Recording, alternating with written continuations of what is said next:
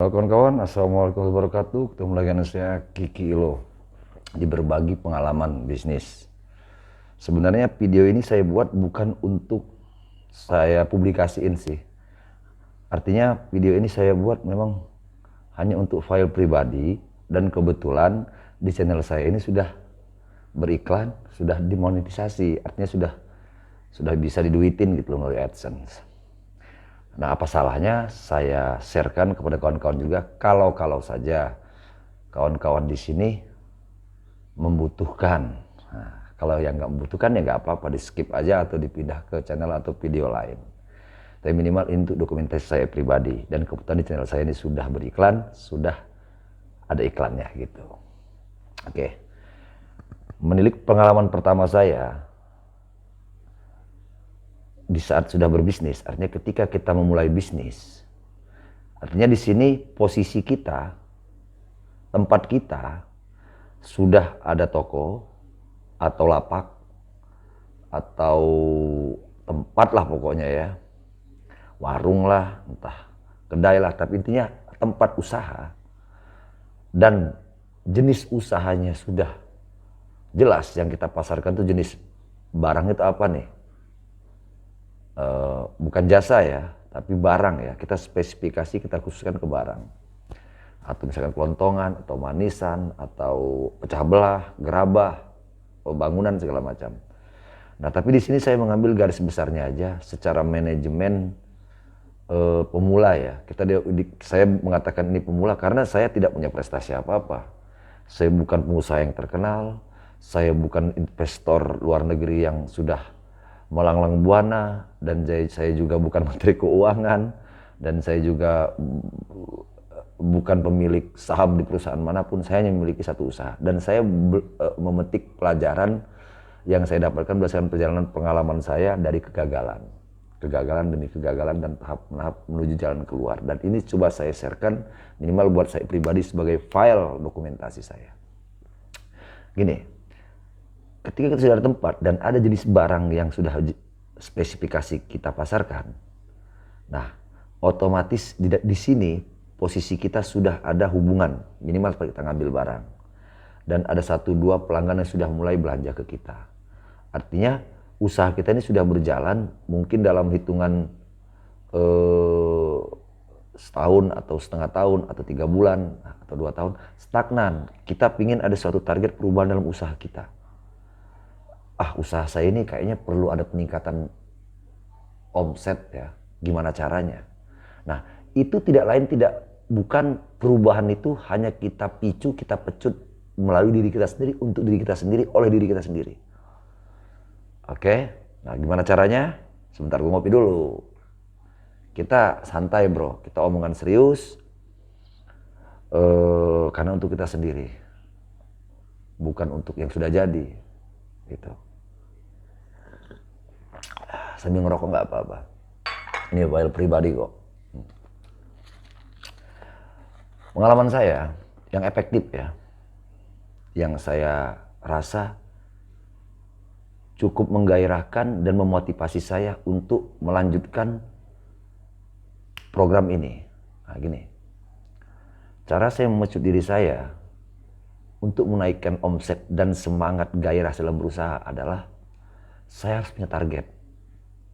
Jadi gini, selama ini, atau mungkin kawan-kawan sadari juga, karena background saya bukan kuliah di ekonomi, oke, dan saya juga tidak ada yang mengajarin saya. Jadi hasil dari eksperimen saya, dan saya ambil kesimpulan ternyata ini efektif. Kalaupun ada yang cara lebih efektif, saya harap kawan-kawan bisa nge-share dan ngasih komen di kolom bawah. Artinya kita di sini ada ruang berbagi untuk kawan-kawan lain membaca, menonton sambil membaca. Artinya ada ilmu hal yang positif yang saling sumbangsih, bersifat kebaikan secara usaha, bisa membantu kawan-kawan lain untuk menjadi inspirasi kawan-kawan sebagai proses pembelajaran kawan-kawan yang lain yang membutuhkan khususnya. Itu mungkin poinnya.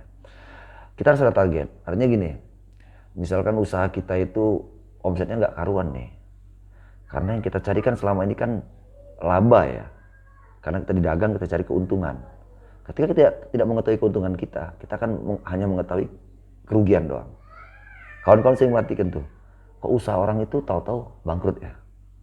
Di luar ini ya, di luar pengetahuan kita, apakah dia main cewek atau narkoba atau judi, kita nggak tahu. Kadang-kadang pun keborosan itu, besar pasar daripada siang itu, tiang itu mengaruhi usaha juga. Artinya di sini kita bagaimana cara kita untuk mengerem pengeluaran kita. Nah, kita harus mengetahui betul kondisi keuangan kita. Nah, bagaimana caranya? Biasanya langkah awal yang saya lakukan pertama-tama dulu adalah dalam pembelian barang, artinya perputaran uang saya, pembelian barang dulu yang saya lakukan, saya mentargetkan setiap bulan itu minimal pembelian barang saya 300 juta. Itu target ya, artinya target itu kan gratis-gratis saja kawan, gak ada yang maksa, ini untuk diri kita sendiri. Artinya target itu tidak berlaku pada semua pihak, pada diri kita sendiri. Kita mampu nggak sih kita menguji diri kita, mengetes diri kita. Kita mampu nggak meraih target yang kita pribadi, kita sendiri targetkan, tanamkan, patrikan. Bisa nggak saya mencapai target 300 juta per bulan? Pengambilan barang ya. Kalau perputaran barang tidak, tapi pengambilan barang. Artinya ketika kita bisa mengambil barang dalam bentuk 300 juta, berarti kita sudah memutarkan uang 300 juta dalam bentuk barang ya, pembelian. Uang kita sudah berputar 300 juta. 300 juta itu pun bukan berarti barangnya akan berjumlah 300 juta. Mungkin barang cuma 10 juta, tetapi dia habis terus selama 30 kali kita pengambilan, berarti kan 300 juta.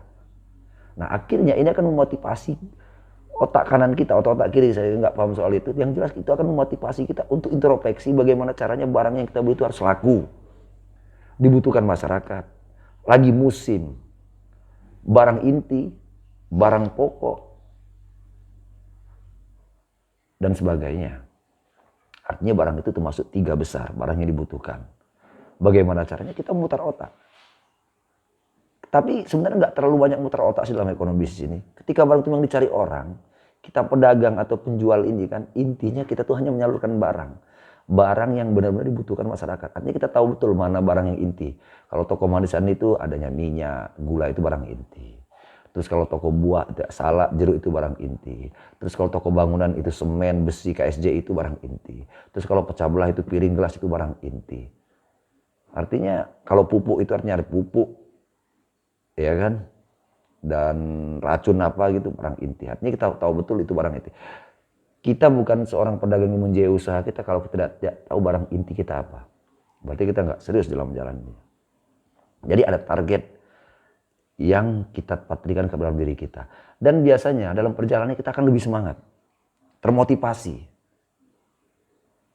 Di mana kita berusaha untuk mengambil barang-barang sebanyak mungkin untuk mencapai target yang kita sudah targetkan.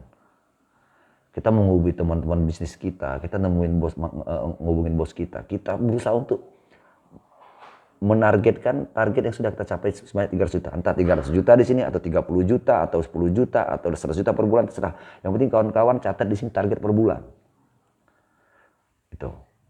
Dan biasanya itu akan berlanjut. Artinya bulan sekian kawan bisa, dan biasanya kalau saya lakukan dulu adalah setiap pengambilan saya catat.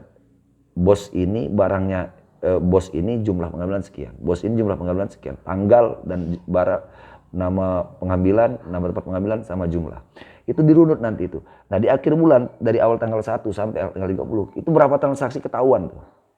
Itu makanya kalau di Samsung itu ada yang harus kawan-kawan manfaatin dan mungkin jarang kita manfaatkan sebagai kita orang usaha, orang dagang. Samsung Notes, coba kawan buka aplikasi gratis dari Samsung Notes.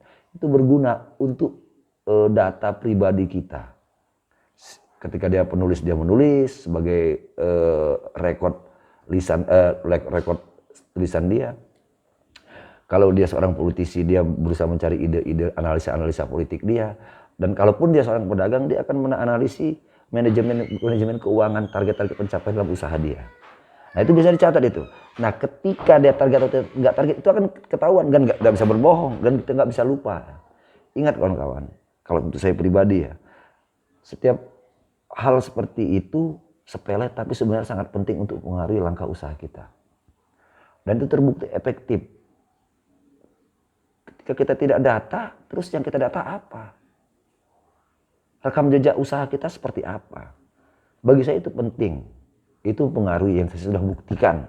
Ternyata efektivitas pengaruhnya sangat luar biasa ke saya. Itu. Nah, kalaupun kalau dia nggak target, kita ada evaluasi, ini ada apa ya? Ini pasti ada barang nggak laku ya. Atau jangan-jangan uang saya waktu itu nota dipinjam pelanggan terus belum dibayar. Nah, kita akan ada banyak evaluasi di situ. Dalam akhir bulan ya, penutup akhir bulan ya. Nah, ini pengalaman saya. Nah, itu akan terlatih dan juga akan melatih diri kita untuk secara disiplin terhadap usaha kita. Dan salah satu bentuk keseriusan dalam usaha kita. Kita akan terdidik untuk selalu fokus. Dan kita terdidik untuk evaluasi terhadap usaha. Oh ternyata, alhamdulillah yang target nih. Misalkan target 50 juta nih, proses perputaran barang saya. Berarti saya target nih. Dan kemudian, dari semua target itu, Anda bisa menghitung labanya. Tuh. Gua ngerokok dulu nih kalau soal laba. Kalau dia seorang politikus, dia akan bicara masalah suara. Tapi ketika kita pedagang, ingat, kita akan bicara soal laba. Kita pribadi nih minimal. Modal yang berputar, sebanyak 300 juta. Misalkan modal 10 juta nih, 30 kali pengambilan berarti 300 juta. Ya, 30 kali pengambilan. Kalau dibagi 4, berapa tuh? 7, ya. 7, transaksi per minggu. Berarti setiap kali kita harus belanja 10 juta. Kayaknya susah juga. Mungkin ada pengambilan yang per minggu dia 40 juta atau 50 juta. Dan sebagainya. Atau untuk yang modal yang dia ingin target pencapaiannya 100 juta, nggak usah tinggi-tinggi lah 100 juta. Dibagi 4 minggu, dibagi 30 hari berapa? Minimal sehari dia transaksi dia 1 juta. Ya nggak apa-apa. Itu sah saja, 40 juta misalkan. 30 juta, berarti sehari dia harus ada transaksi pembelian barang. Nggak usah pemasaran dulu dah, pembelian barang 1 juta. Ketika untung transaksi kita, pembelian kita data pembelian barang kita senilai 30 juta, berarti kalau keuntungan kita dikali 5% aja udah berapa tuh kawan-kawan bisa itu. Artinya di sini saya mengajak kawan-kawan untuk salah satu bentuk secara serius kita fokus pada usaha yang paling sederhana ya seperti ini yang saya lakukan, dan ini sangat terbukti dan mujarab. Terus kita kalau itu udah berjalan kita coba selama setahun. Dan di sini kita akan tahu kendala-kendala usaha kita seperti apa. Artinya kita harus standby di situ dulu dong. Usaha jangan ditinggalin. Kalau usaha ditinggalin habis. Kurang 3 karung dikasihin. Artinya kita fokus di situ. Kita santai aja sambil ngerokok. Karena kita bukan pengusaha yang sukses, yang public figure banget gitu kan. Kita juga bukan public speaking. Artinya saya coba men-share minimal untuk saya pribadi sebagai file pribadi saya. Dokumentasi. Itu langkah awal.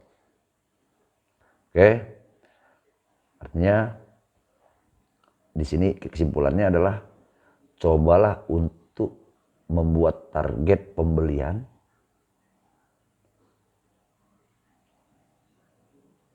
dalam usaha Anda, per bulan dalam usaha Anda gitu. Saya yakin efektif dan gratis kok.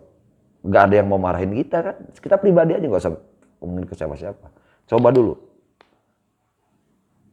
Yang penting coba dulu kawan-kawan. Kalau kawan-kawan nggak coba ya percuma. Karena butuh kesabaran ini. Nah, wah pengen beli, saya pengen. Ada duit itu jadi duit itu langsung dibeliin barang. Kita nggak neko-neko mau beli ini. Ingat usaha hancur tuh kadang-kadang kita pegang duit dikit udah gelisah nih mau beli apa yang sebenarnya itu duit modal kita.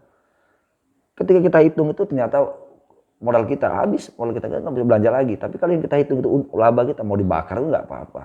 Karena laba, modalnya putarin lagi. Untuk mencapai target tadi. Mau 10 juta per bulan, mau 30 juta per bulan, mau 50 juta per bulan, mau 100 juta per bulan, mau 1 M per bulan, itu serah kawan-kawan. Tergantung kondisi kawan-kawan sendiri yang paham kondisi keuangan barang dalam bentuk barang, keuangan dalam bentuk barang ya, di usaha kawan-kawan. Oke, mungkin itu salah satu ilmu untuk saya pribadi sebagai file saya. Semoga saya nanti ke depannya pun bisa menonton lagi video saya ini. Oke. Yuk, wassalam. Semoga bermanfaat. Salam usaha. Sukses selalu.